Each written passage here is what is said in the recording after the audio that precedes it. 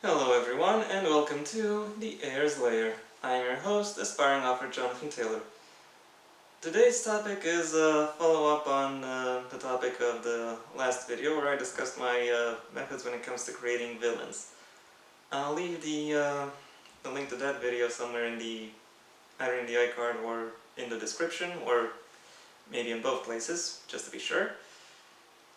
And I would advise you to look into that so you have a better idea of the base I am working off of when it comes to developing the concept for today's topic. Go ahead, I'll wait.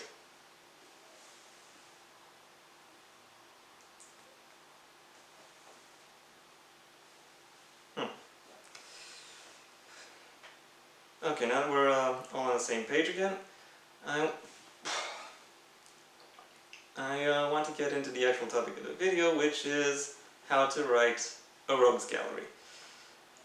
First, let's establish some basics.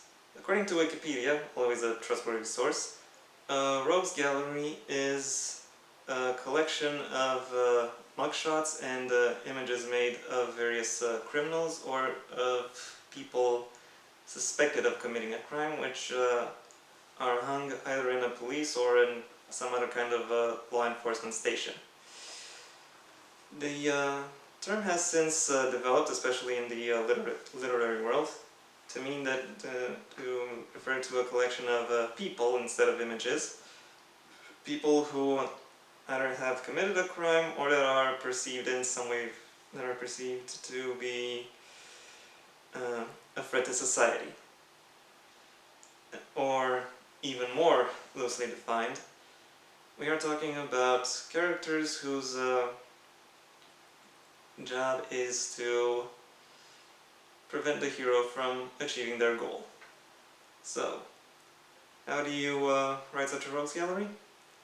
Well, the naive answer would be to just create a bunch of characters and throw them against your hero. However, depending on who your characters are, that might not necessarily be enough, because for some reason or another your villains might not connect with your audience and might not be believable in story. Keep in mind your villains, or at least your concept for your villains, needs to be well established, at least well established enough to where you can account for both their role in the society and their role in the story. And I think that is where the biggest difficulty arises when it comes to discussing this topic. I want to discuss three different methods when it comes to creating a rogues gallery that I think alleviate this difficulty. The first method is the centralized method, and it's the one I think most people think about when they think about long-form narratives. The central conceit is that you have the main villain, the big bad, who becomes the leader or the backbone of this rogues gallery, and various lieutenants or enforcers who assist the big bad in working towards their goal. This organization they form may or may not be loosely defined, meaning its members might have titles, might have ranks, might have various distinctive markings that they can use to help to tell them apart from regular people. They obviously share a goal. However, they might also be tricked by the villain into following this goal. They also might have similar backstories, making them more susceptible or more trusting of the big bad, and they might also have similar motivations.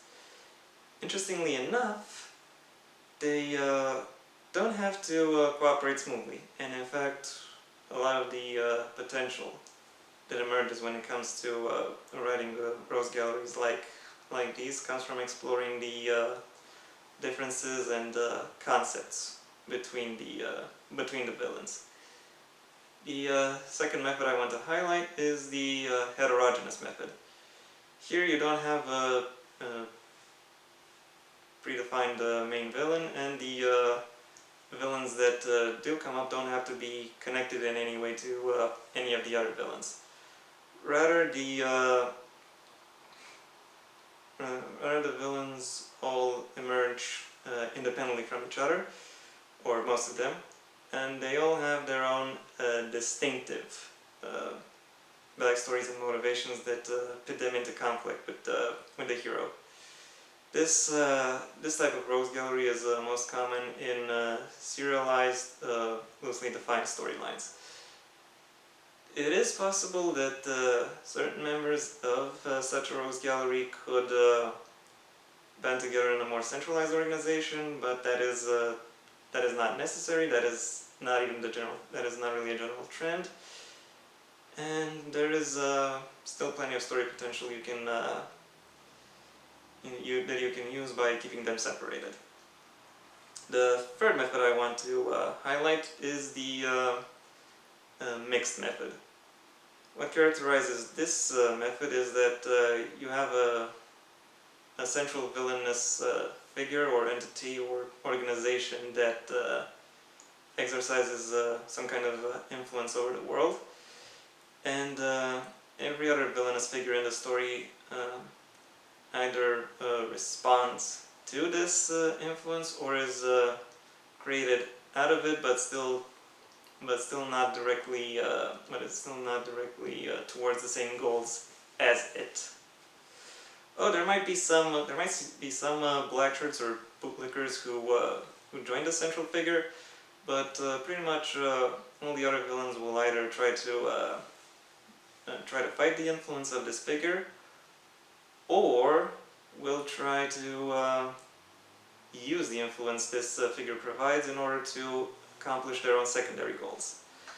Regardless, they are still villains. Their goals still come into conflict with those of the hero, and therefore they still need to be confronted.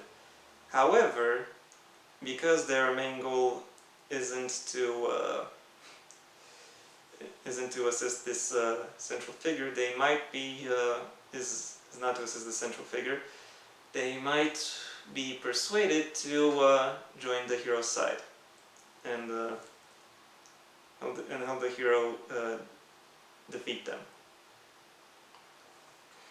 This is by no means an exhaustive overview of everything that you can do with these three rogues gallery building methods, and I'm not even sure if these are the only three methods you can use to build a rogues gallery. I just wanted you to provide some information on this topic, enough to get